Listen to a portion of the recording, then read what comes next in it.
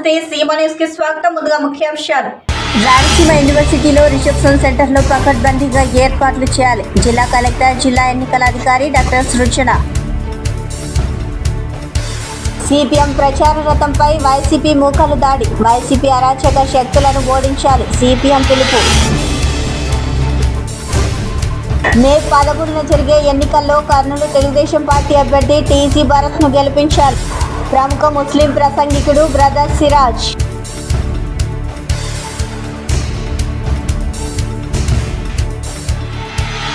వార్తల్లోని వివరాలకు వెళ్తే, పాణ్యం నియోజకవర్గంలో వైసీపీ ఎమ్మెల్యే కాటసాని రాంభూపాల్ రెడ్డి నుంచి విముక్తి పొందాలని ప్రజలు ఎదురు చూస్తున్నారని సిపిఎం పాణ్యం అభ్యర్థి గౌస్ దేశాయ్ అన్నారు. గురువారం రాత్రి పాణ్యం నియోజకవర్గ పరిధిలో ఉన్న నన్నూరు గ్రామంలో సిపిఎం నాయకులు ప్రచారం చేస్తూ ఉంటే వైసీపీ నాయకులు దాడికి పాల్పడేందుకు ప్రయత్నించడం హేయమైన చర్య అని గౌస్ దేశాయ్ అన్నారు. కబ్జాదారుల నుంచి పాణ్యం వాసులు తీవ్ర ఇబ్బందులు పడుతున్నారని వచ్చే ఎన్నికల్లో సిపిఎం అభ్యర్థి గౌస్ దేశాయ్కి ఓట్లు వేసి గెలిపించాలని కర్నూలులోని అబ్బాస్ నగర్లో ఎన్నికల ప్రచారం నిర్వహించారు.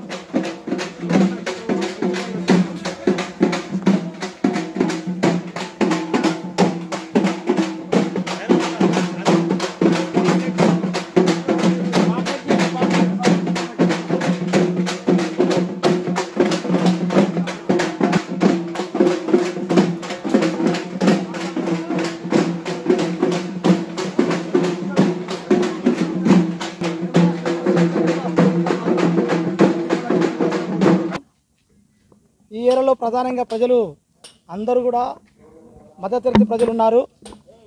ఈ ప్రాంతంలో మేము పన్నులు కడుతున్నాం, కానీ నీళ్ళ సమస్య చాలా తీవ్రంగా ఉంది. నగర కార్పొరేషన్ అధికారులకు కోరుతా ఉన్నాం. అట్లే ఈ ప్రాంతం నుండి గెలిచినట్టు కార్పొరేటర్ కూడా కోరాము, కానీ ఎవరు కూడా పరిష్కారం కావట్లేదు. అదే కాకుండా పారిశుద్ధ్యం అనేది దాదాపు నెల రోజులకైనా క్లీన్ చేసేటువంటి పరిస్థితి లేదు. ఈ ప్రాంతంలో ఇప్పుడు ఏదో దోమలు తగ్గే కానీ చాలా విపరీతంగా దోమలతో చాలా బాధపడే పరిస్థితి ఉంది. కాబట్టి మీరైనా కాస్త ఒత్తిడి చేయండి అని చెప్పేసి మా పైన చాలామంది ప్రజలు తెలియజేశారు. అందుకోసం ఈ ప్రాంత ప్రజలకు నేను సిపిఎం పార్టీ అభ్యర్థిగా హామీ ఇస్తున్నాను. గతంలో సిపిఎం పార్టీ ఎలాంటి కృషి చేసిందో ప్రజాప్రతినిధిగా గెలిచినప్పుడు మళ్ళీ అలాంటి కృషి ఈ ప్రాంతంలో శాశ్వతంగా త్రాగునీటి సమస్య పరిష్కారం చేస్తాం. అట్లే ఏదైతే విస్తరించిన కాలనీలు ఉన్నాయో, శ్రీరామనగర్ కాలనీ ఇట్లాంటి కాలనీలట్టు కూడా సీసీ రోడ్లు వేయించడం కోసం ప్రత్యేకించి రాష్ట్ర ప్రభుత్వం కానీ లేదు రాష్ట్ర ప్రభుత్వం చేత కాకపోతే కేంద్ర ప్రభుత్వం నుంచి కూడా ఆ రకం నిధులు రాబట్టి ఈ ప్రాంత అభివృద్ధి కోసం కృషి చేస్తామని చెప్తా ఉన్నాం. అదే కాదు, ఈ ప్రాంతంలో చాలామంది చదువుకున్నట్టు వాళ్ళు ఉన్నారు. ఉద్యోగాల సమస్య చాలా తీవ్రంగా ఉందని చెప్పి చెప్తా ఉన్నారు. ఈ ప్రాంతంలో పరిశ్రమలు లేవు, మీరైనా ప్రభుత్వం పైన ఒత్తిడి తీసుకురండి అని చెప్పి చెప్తా ఉన్నారు. అందుకోసం రాబోయే కాలంలో ఈ ప్రాంతంలో చదువుకున్నట్టు యువకులకు ఉపాధి కల్పించడం కోసం సిపిఎం పార్టీ పోరాటం చేస్తుంది. అభ్యర్థిగా నేను కూడా ఆ రకం పోరాటం చేస్తానని చెప్పేసి ప్రజలకు హామీ ఇస్తా ఉన్నాను. అది కాకుండా నిన్న ఎందుకంటే ఈ ప్రాంతంలో పార్లమెంటు ప్రజాస్వామ్యంలో ఎవరైనా పోటీ చేయొచ్చు, ఎవరు రాజకీయాలు వాళ్ళు చెప్పుకోవచ్చు, ఎవరిపైన విమర్శలు చేయొచ్చు, ఇది సహజం. కానీ నిన్న ఓరకల్ మండలం నన్నూరు గ్రామంలో మా పార్టీ రాష్ట్ర మాజీ కార్యదర్శి మధు గారు వచ్చారు. మేము రోడ్ షో పెట్టాం, పోలీసుల అనుమతి తీసుకున్నాం. పోలీసుల అనుమతి తీసుకున్న తర్వాత కూడా కాటసాని రాంభూపాల్ రెడ్డి అనుచరులు తాగి మా కార్యకర్తలపైన అట్లే వాహనం పైన దాడి చేసే ప్రయత్నం చేశారు. మా కార్యకర్తలు కూడా మేము చెప్పాం, మేము పూర్వకము గొడవలు చేసుకుంటే ఖచ్చితంగా మేము కూడా తిరగబడతామని చెప్తే పోలీసులు నివారించారు. మా వాహనం పైన కొంతమంది తాగినట్టు మూకలు దాడి చేసి వాహనాన్ని తర్వాత మైకుల్ని ధ్వంసం చేశాడు. ఇది మంచి సంస్కృతి కాదని చెప్పి కోరుతా ఉన్నాం. అందుకోసం పాణ్యం నియోజకవర్గంలో ఇప్పటికే చాలామంది ప్రజలు ఈ దౌర్జన్యాలు, ఈ దాడులు భరించలేక, ఈ భూ కబ్జాలు భరించలేక ఎప్పుడు విధులుకోవాలని చెప్పేసి ఈ పీడను ఎప్పుడు విధులుకోవాలంటే ఆలోచనతో ఈరోజు ప్రజలు వేచి చూస్తున్నారు. ఇంకా 2 రోజులు బాకీ ఉంది. అందుకోసం ప్రజానీకానికి, పాణ్యం నియోజకవర్గం ప్రజానీకాన్ని మేము కోరుతా ఉన్నాం, భూ కబ్జాదారుల నుంచి మీరు బయటపడండి. ఇంతకంటే మీకు మంచి అవకాశం లేదు. దాడులు దౌర్జన్యకారుల నుంచి బయటపడండి. నేను హామీ ఇస్తున్నా, ఈ పార్టీ సిపిఎం పార్టీగా ఈ ప్రాంత ప్రజలకు దౌర్జన్యకారుల నుంచి, దోపిడీకారుల నుంచి, అట్లే కబ్జాదారుల నుంచి రక్షించేటువంటి బాధ్యత మాది. ఆ రకం సిపిఎం పార్టీ ఆ ప్రయత్నం చేస్తుందని చెప్పేసి కోరుతా ఉన్నా. 2 రోజులు బాకీ ఉంది. దయచేసి నా గుర్తు సుత్తి గొడవలు సీరియల్ నంబర్ 3 ఆ రకంగా ఆ 3వ నంబర్కి మీరు మీ బటన్ని నొక్కాలని చెప్పి కోరుతా ఉన్నా. అట్లే కాంగ్రెస్ పార్లమెంట్ అభ్యర్థి లక్ష్మీ నరసింహయాదవ్ ఆయనది సీరియల్ నెంబర్ 4 కాబట్టి 3కు 4కు ఆ రకంగా మీ అమూలమైన ఓటు వేసి గెలిపించాల్సిందిగా ప్రజలందరికీ విజ్ఞప్తి చేస్తా ఉన్నాను. వైసీపీ ప్రభుత్వంలో దళితులకు రక్షణ లేదని ఏపీ ఎంఆర్పీఎస్ రాష్ట్ర అధ్యక్షుడు పేరుపోగు వెంకటేశ్వరరావు కర్నూలులో అన్నారు. దళితులకు తీవ్ర అన్యాయం చేసిన ముఖ్యమంత్రి వైఎస్ జగన్మోహన్ రెడ్డికి దళితులు ప్రతీకారం తీర్చుకునే సమయం వచ్చిందని ఆయన మీడియా సమావేశంలో అన్నారు. తెలుగుదేశం పార్టీ హయాంలో దళితులకు 27 రకాల సంక్షేమ పథకాలు వస్తూ ఉంటే వాటిని రద్దు చేసిన ఘనత జగన్మోహన్ రెడ్డికే దక్కిందని అన్నారు. దళితులపై దాడులు జరిగితే దాడి చేసిన వారిని ముఖ్యమంత్రి రక్షించి బాధితులను పట్టించుకోలేదని వెంకటేశ్వరరావు అన్నారు. రాష్ట్రంలో అభివృద్ధి జరగాలంటే చంద్రబాబు నాయుడు ముఖ్యమంత్రి కావాలని, దళితులందరూ కూటమి అభ్యర్థులను గెలిపించాలని కోరారు. ఆంధ్రప్రదేశ్లో 35 మాదిగ సంఘాలు కలిసి విభాగాలుగా విడిపోయి రాష్ట్ర వ్యాప్తంగా తెలుగుదేశం కూటమిని గెలిపించడం కోసమే మేము పెద్ద ఎత్తున కరపత్రాలు వేసి ప్రచారం చేస్తూ మండల, గ్రామ, నియోజకవర్గ, జిల్లా స్థాయిలో, రాష్ట్ర స్థాయిలో మేము పెద్ద ఎత్తున ప్రచారం తలపెట్టాం. ఎందుకు తెలుగుదేశం పార్టీకి మద్దతు ఇవ్వాల్సి వచ్చింది, ఎందుకు జగన్ ప్రభుత్వాన్ని ఓడించాలని మేము అనుకుంటున్న దాంట్లో ఒకే మాట చెప్తాం. ఆంధ్రప్రదేశ్లో, ఉమ్మడి ఆంధ్రప్రదేశ్ నుంచి 30 సంవత్సరాలుగా మాదిగ ఉపకులాలు ఎస్సీలను ఏబిసిడి గ్రూపులుగా వర్గీకరించాలని చేస్తున్న పోరాటంలో జగన్మోహన్ రెడ్డి ఇడుపులపాయలో ఎస్సీ వర్గీకరణకు అనుకూలంగా తీర్మానం చేసి అధికారంలోకి వచ్చిన తర్వాత మాట తప్పిన వైఎస్ జగన్ అటు రాజకీయంగా సీట్ల పంపిణీలో సమన్యాయం చేయకుండా మాదిగల పట్ల వివక్షత చూపించాడు. ఎస్సీ వర్గీకరణకు అనుకూలంగా లేకుండా వ్యతిరేకంగా మారాడు. అదేవిధంగా సంక్షేమ పథకాల్లో, ఎస్సీలకు చెందిన ఉమ్మడి సంక్షేమ పథకాల్లో 27 పథకాలను, అంటే భూమి కొనుగోలు పథకం కానీ, బెస్ట్ అవైలబుల్ స్కూల్స్ కానీ, విదేశీ విద్య కానీ, ఇలా చెప్పుకుంటా పోతే 27 సంక్షేమ పథకాలు ఎస్సీలకు చెందిన వాటిని రద్దు చేసినటువంటి అత్యంత దళిత జాతులకి దుర్మార్గుడిగా మారిన, దళిత వ్యతిరేకిగా మారిన, మాదిగల వ్యతిరేకిగా మారిన జగన్మోహన్ రెడ్డిని ఎన్నికల్లో ఓడించాల్సిన అవసరం ఎంతైనా ఉంది. ఇవాళ ఎస్సీ ఎస్టీ సప్లా నిధులు దారి మళ్లించి ఇవాళ మా వీధులకి రోడ్లు లేవు, కరెంటు లేదు, కమ్యూనిటీ హాల్ లేదు. ఈ విధంగా 5 సంవత్సరాల కాలంలో దళితుల సంక్షేమాన్ని సర్వనాశనం చేసిన వ్యక్తి జగన్మోహన్ రెడ్డి.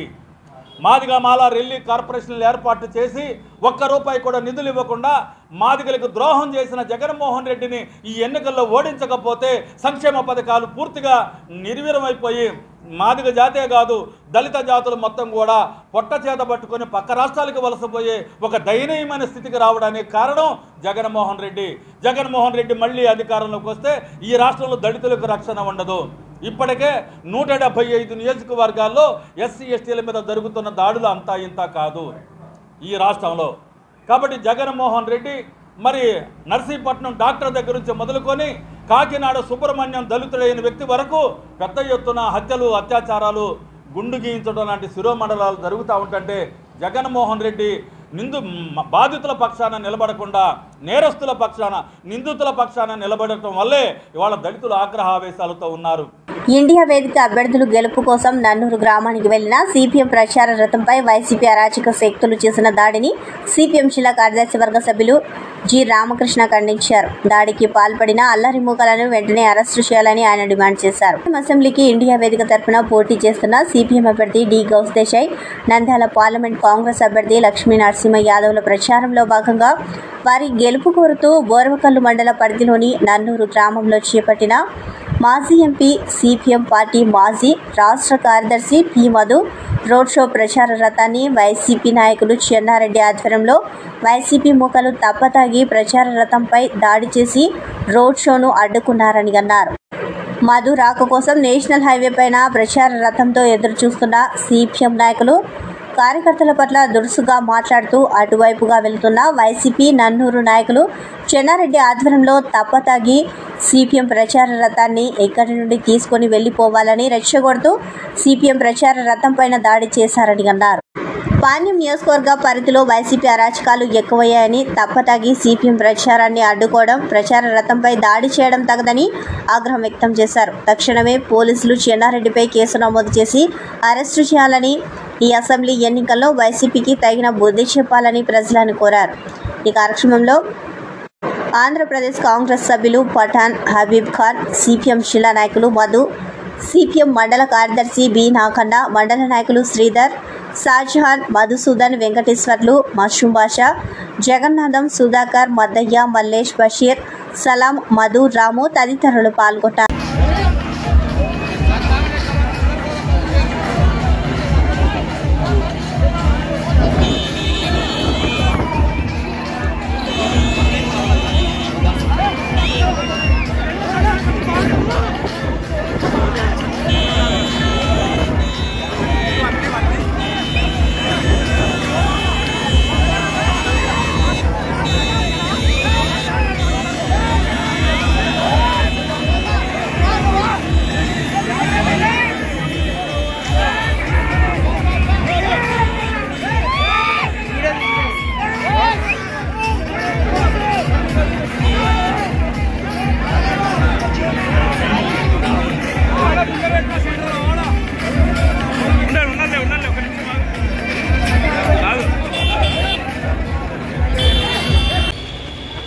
ఎన్నికల ప్రచారంలో భాగంగా ఈరోజు నన్నూరు గ్రామంలో మాజీ పార్లమెంటు సభ్యులు సిపిఎం పార్టీ సీనియర్ నాయకులు కామ్రేడ్ మధు గారి చేత రోడ్డు షో కార్యక్రమం పెట్టడం జరిగింది.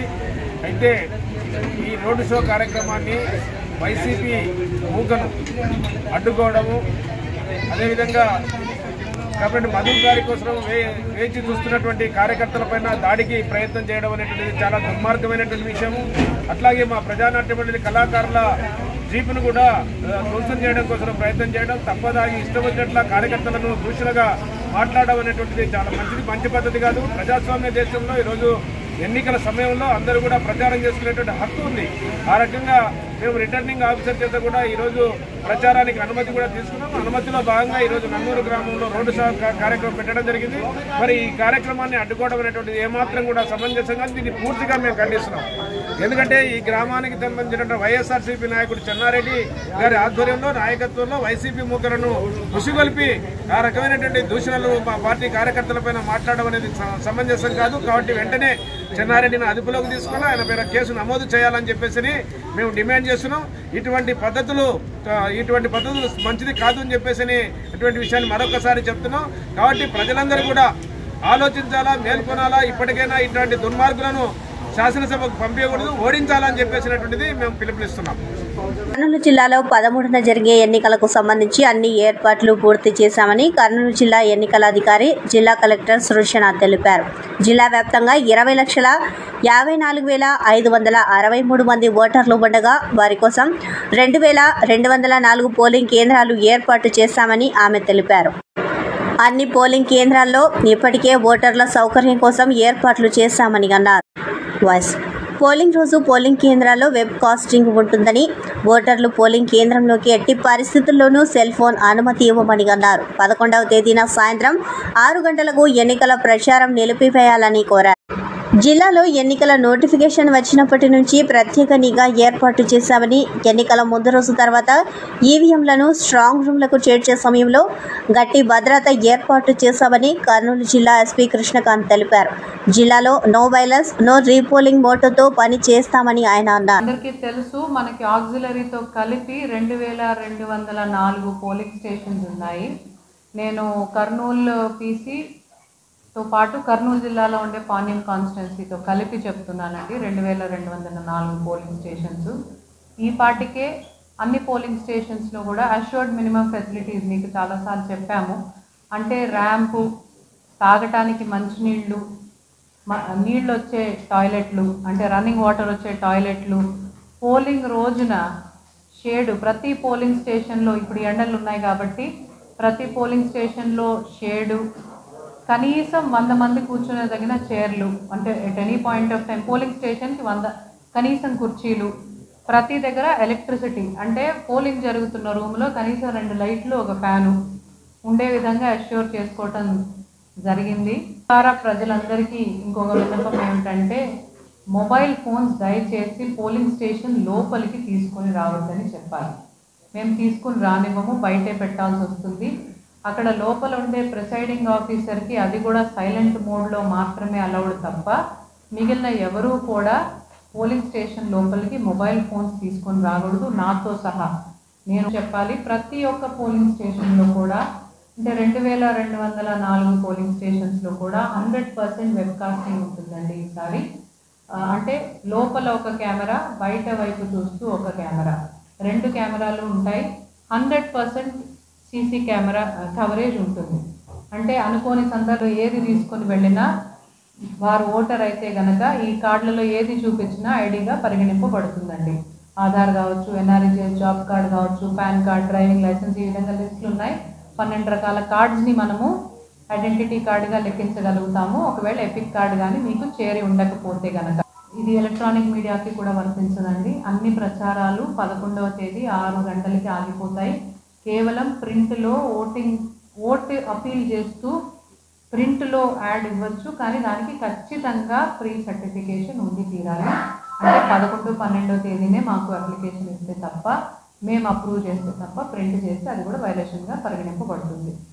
వన్ డే ముందు నుంచి ట్రబుల్ మాంగర్స్ని కూడా మనం మానిటర్ చేసుకోవడము, తర్వాత ఇంపార్టెంట్ లాడ్జెస్, తర్వాత రైల్వే స్టేషన్స్, బస్ స్టేషన్స్, తర్వాత బార్డరింగ్ మనకు కర్ణాటక, తెలంగాణ నుంచి ఎవరైనా బయట వాళ్ళు వచ్చి ఇంపర్సనేషన్ చేసే ఛాన్సెస్ ఉంటుంది కాబట్టి వాళ్ళ మూమెంట్ కూడా మనము ట్రాకింగ్లో మనం పెట్టుకోవడం జరిగింది. అవతల మనకు కర్ణాటక తర్వాత తెలంగాణ పోలీసుతో కూడా మనం కంటిన్యూస్గా బార్డర్ మీటింగ్స్ కూడా మనం కండక్ట్ చేసుకోవడం జరుగుతుంది.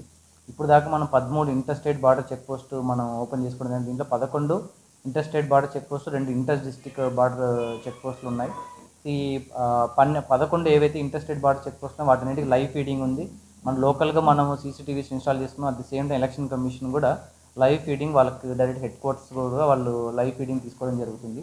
మే 13న జరిగే ఎన్నికల్లో కర్నూలు తెలుగుదేశం పార్టీ అభ్యర్థి టీజీ భరత్ను గెలిపించాలని ప్రముఖ ముస్లిం మత ప్రసంగికుడు బ్రదర్ సిరాజ్ కర్నూలులో ఓటర్లను కోరారు. నగరంలోని జమ్మిచెట్టు వద్ద ముస్లిం ఓటర్లతో సమావేశాన్ని నిర్వహించారు. అభివృద్ధి చేసే అభ్యర్థిని గెలిపించాలని, టీజీ భరత్ అభివృద్ధి చేస్తాడు కాబట్టి తనకు మద్దతుగా వచ్చానని బ్రదర్ సిరాజ్ తెలిపారు. ఈ సమావేశానికి తాను రావడంతో సోషల్ మీడియాలో తనపై తప్పుడు ప్రచారం చేస్తున్నారని, అయినా లెక్క చేయకుండా తెలుగుదేశం పార్టీ అభ్యర్థిని గెలిపించేందుకు మద్దతుగా తాను వచ్చానని చెప్పారు. హైదరాబాద్ను ఎంతో అభివృద్ధి చేసిన చంద్రబాబు నాయుడు నాయకత్వం కర్నూలులో కూడా ఉందని, అందరూ అభివృద్ధి చేసే అభ్యర్థులను గెలిపించాలని టీజీ భరత్ కోరారు. ఈ కార్యక్రమంలో మాజీ ఎమ్మెల్సీ ఇక్బాల్ పాల్గొన్నారు. ఎంత ఇంటలెక్చువల్ గా ఆలోచిస్తే, ఎంత మంచిగా ఆలోచిస్తే, ఎంత దూరదృష్టి ఉంటే, ఎంత సామాజిక స్పృహ మరియు సేవ చేసేటటువంటి భావన ఉంటే అంత రిజల్ట్ మనకు వస్తుంది. మన పిల్లల భవిష్యత్తు, మన భవిష్యత్తు మొత్తం కూడా మన లీడర్ పై ఆధారపడి ఉన్నప్పుడు మనం ఎలాంటి లీడర్ని ఎన్నుకుంటున్నాం అన్న విషయాన్ని మనం ఒక్కసారి ఆలోచించాలి. ఈరోజు ముస్లిం సమాజంలోని మహిళలు పెద్ద సంఖ్యలో ఇక్కడ ఉన్నారు, ముస్లిం పురుషులు కూడా ఉన్నారు. మన ఈ సమస్యల నుండి మనం బయటపడాలంటే ప్రజాస్వామ్యంలో ఓటే మన ఆయుధం.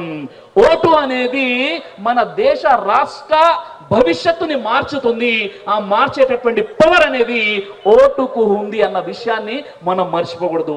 ఈ ఆంధ్రప్రదేశ్లో, మన ఈ తెలుగు రాష్ట్రాలలో దౌర్భాగ్యం, దురదృష్టకరం ఏంటంటే ఎలక్షన్ రాగానే ముస్లింలకే ఓటేయాలి, హిందువులకే ఓటేయాలి అనేటటువంటి ఏదైతే పైశాచికత్వం ఉందో దాని నుండి మనం బయటకు వచ్చేసి మనం ఓటు వేయాలి మానవత్వానికి, మనం ఓటు వేయాలి మంచి వ్యక్తికి, మనం ఓటు వేయాలి డెవలప్మెంట్కి, మనం ఓటు వేయాలి మనతో పాటు ఉండి నడిచేవాడికి, మనం ఓటు వేయాలి మన అవసరాల్లో నిలబడేవాడికి, మనం ఓటు వేయాలి ఎవరైతే వెంటనే స్పందించి మన సమస్యని దూరం చేస్తారో. ఏ విధంగానైతే 2 సంవత్సరాల నుండి టీజీ భరత్ గారు, ఆయనతో 2 సంవత్సరాల నుండి నాకు మంచి పరిచయాలు ఉన్నాయి. దాదాపుగా ఆయన ఇంట్లో ఒక 2 టైమ్స్ నేను భోజనం కూడా చేయడం జరిగింది. ఒక మంచి మనస్తత్వాన్ని, మంచి వ్యక్తిని నేను చూశాను. కాబట్టి ఈ రోజు ఈ కార్యక్రమానికి, ఈ ప్రోగ్రాంకి నేను వచ్చాను. ఎంతో మంది కాల్ చేశారు, భయపెట్టే వాళ్ళు భయపెట్టే ప్రయత్నం చేశారు.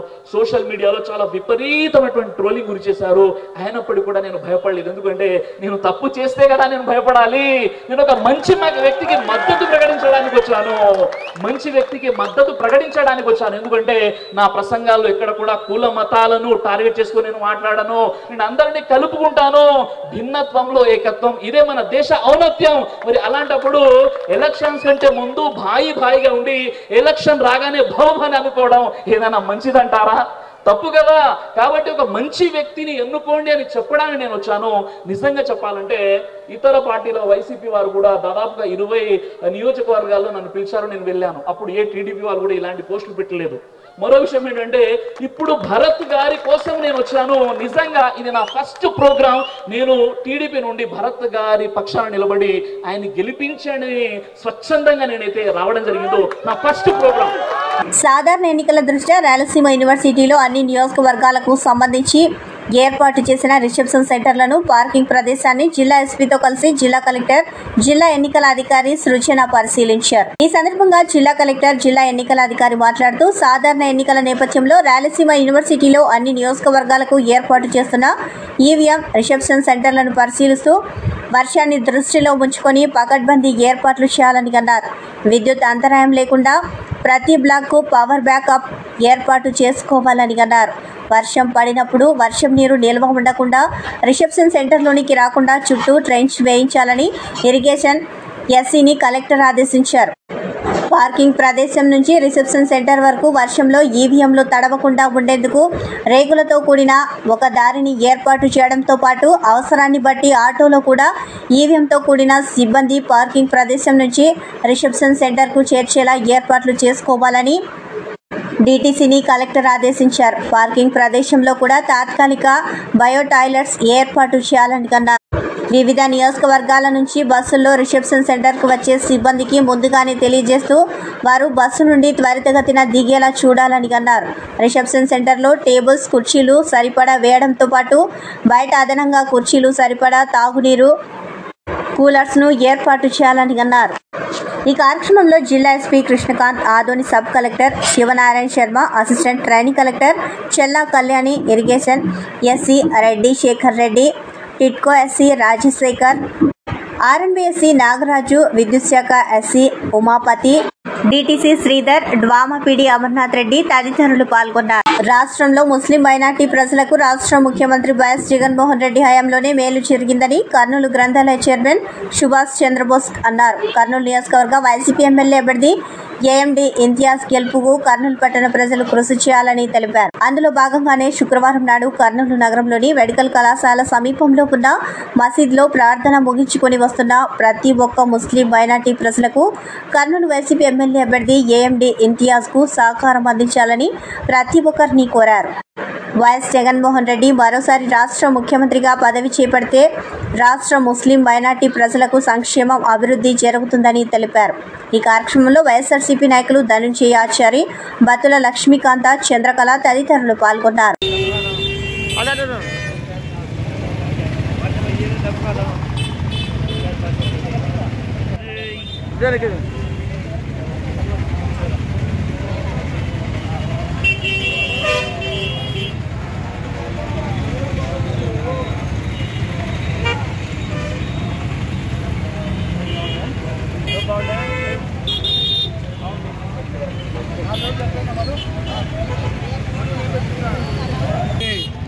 కర్నూలు ఎమ్మెల్యే అభ్యర్థి ఇంతియాజ్ గారిని అత్యధిక మెజారిటీతో గెలిపించాలని చెప్పి ఈరోజు పవిత్ర దినమైనటువంటి శుక్రవారం రోజున మరి ఈ మసీదు దగ్గర ముస్లిం మత పెద్దలందరినీ కలిసి మేము విజ్ఞప్తి చేస్తున్నాం.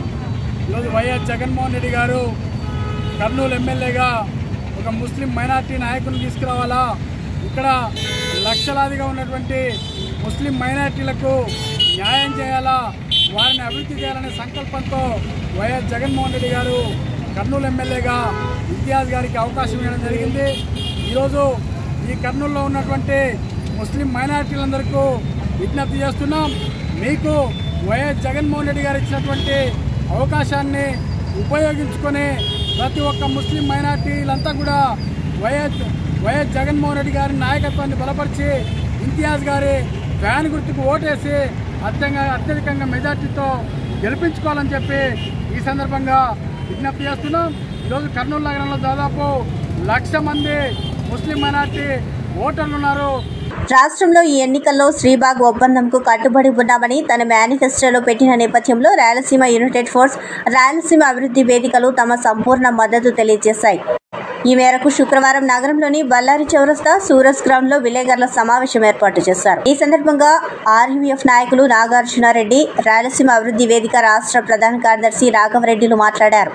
గతంలో శ్రీబాగ్ ఒప్పందం గురించి ఎన్నో ఉద్యమాలు చేసి రాజధానిని వదులుకున్నామని అన్నారు. అదేవిధంగా రాయలసీమ ఎత్తిపోతల పథకం నిర్మాణానికి అడుగడుగునా ప్రతిపక్షాలు అడ్డుకోవడం చూస్తున్నామని అన్నారు. మరి ఈరోజు ఎన్డీఏ కూటమిగా వస్తున్నటువంటి అన్ని రాజకీయ పార్టీలను మేము ప్రశ్నించదలుచుకుంటున్నాం. ఈరోజు ఇక్కడ బీజేపీ వాళ్ళు రాయలసీమ డిక్లరేషన్ అని చెప్పేసి మీ యొక్క మీడియా మిత్రుల ముందరనే ఈడ ఒక తీర్మానం చేయడం జరిగింది. మరి రాయలసీమ డిక్లరేషన్ను 2018లో తీర్మానం చేసినారు. మరి దాన్ని అమలు చేసినారా అనే విషయాన్ని తెలుగుదేశం అడగదు, జనసేన అడగదు. అదేవిధంగా బీజేపీ కూడా ఆత్మ పరిశీలన చేసుకోకుండా రాయలసీమ ప్రాంతానికి అన్యాయం చేశాం, మనం ఎందుకు ఆ రోజు తీర్మానం చేసినాం, ఎందుకు ఈరోజు పొందుపరచడం లేదని చెప్పేసి వాళ్ళ యొక్క అధినాయకులు కావచ్చు, మోడీ కావచ్చు, అమిత్ షా కావచ్చు, రాష్ట్రంలో ఉన్నటువంటి పురంధరేశ్వరి కావచ్చు, వీళ్ళందరూ కూడా మాట్లాడడం లేదు. మరి రాయలసీమకు అన్యాయంగా ఈరోజు ఎవరైనా కానీ ఎన్డీఏ కావచ్చు, ఇండియా కావచ్చు, వాళ్ళ మేనిఫెస్టోలో కనీసం ఇక్కడ రాజధానిని ఏర్పాటు చేస్తాం కావచ్చు, లేదంటే హైకోర్టును పెడతామని కానీ ఎక్కడ కూడా వాళ్ళ మేనిఫెస్టోలో పెట్టకపోవడం అన్నది చాలా బాధాకరం సార్. రాయలసీమ ప్రజల యొక్క ఆత్మగౌరవాన్ని పెంచి పోషించింది. ఈరోజు మన ఆత్మగౌరవాన్ని నిలుపుతున్నది వైఎస్ఆర్ పార్టీ. ఎందుకంటే వైఎస్ఆర్సీపీ పార్టీలో న్యాయ రాజధాని కర్నూలులో ఏర్పాటు చేస్తామని చెప్పేసి పునరుద్ఘాటించి ఈరోజు మేనిఫెస్టోలో పెట్టడంతోనే ఈరోజు 1937 నాటి ఈ యొక్క శ్రీబాగ్ ఒప్పందానికి మనకు ఒక గుర్తింపు వచ్చింది. ఎందుకంటే మేము సోషల్ మీడియాలో ఎప్పుడన్నా కానీ శ్రీబాగ్ ఒప్పందం గురించి ప్రస్తావన చేసినప్పుడు ఎప్పుడో అయిపోయిన దానికి ఇప్పుడు ఏం సంబంధం, దాని కాలం చెల్లిందని చెప్పేసి మధ్య కోస్తా వాళ్ళు మాట్లాడుతున్నప్పుడు చాలా బాధ కలిగేది. మరి ఈరోజు ఆ యొక్క శ్రీబాగ్ ఒప్పందానికి ప్రాణం పోసినటువంటి ఏకైక వ్యక్తి జగన్మోహన్ రెడ్డి గారు, ఏకైక పార్టీ వైఎస్ఆర్ పార్టీ అని చెప్పేసి రాయలసీమ ఉద్యమకారులుగా మేము ప్రగాఢంగా నమ్ముతున్నాం. కాబట్టి న్యాయ రాజధానిని కర్నూలులో ఉన్నటువంటి జగన్నాథ గుట్ట మీద ఏర్పాటు చేస్తాడనే ఒక దృఢ సంకల్పంతో, దృఢ నిశ్చయంతో మేమందరం కూడా ఉద్యమకారులుగా రాయలసీమ ప్రజల తరఫున ఈరోజు అన్ని జిల్లాల్లో తిరుగుతూ ఈరోజు కర్నూలులో మా యొక్క మద్దతును ప్రకటిస్తున్నాం. ముఖ్యంగా ఈ మధ్యకాలంలో చూస్తాం, కొంతమందిని తెలుగుదేశం పార్టీ వాళ్ళు మా ఉద్యమకారులను కొంతమందిని పార్టీల్లోకి చేర్చుకునే దానికి ప్రయత్నం చేశారు. కానీ మేము కడవరకు చూసాం, రాయలసీమ ప్రత్యేక రాష్ట్రంతో నినాదంతో పోటీ చేయాలని, ఎంపీకి పోటీ చేయాలని ఒక ఆలోచనతో ఉన్నటువంటి మేము ఈరోజు అన్ని రాజకీయ పార్టీలు మేనిఫెస్టోలో ఏం పెడతాయో గమనించాం. అయితే ఏ రాజకీయ పార్టీ కూడా మేనిఫెస్టోలో రాయలసీమకు సంబంధించి ఈ యొక్క హైకోర్టును ఏర్పాటు చేస్తామని చెప్పేసి ఎన్డీఏ కానీ ఇండియా కానీ పెట్టకపోవడంతో చాలా బాధాకరంగా ఆలోచన చేశాం. అయితే వార్తలు ముగించే ముందు ముఖ్యాంశాలు మరోసారి. రాయలసీమ యూనివర్సిటీలో రిసెప్షన్ సెంటర్లో పకడ్బందీగా ఏర్పాట్లు చేయాలి. జిల్లా కలెక్టర్, జిల్లా ఎన్నికల అధికారి డాక్టర్ సృజన. సిపిఎం ప్రచార రథంపై వైసీపీ మూకలు దాడి. వైసీపీ అరాచక శక్తులను ఓడించాలి. సిపిఎం పిలుపు. మే 11న జరిగే ఎన్నికల్లో కర్నూలు తెలుగుదేశం పార్టీ అభ్యర్థి టీజీ భరత్ను గెలిపించాలి. ప్రముఖ ముస్లిం ప్రసంగికుడు బ్రదర్ సిరాజ్.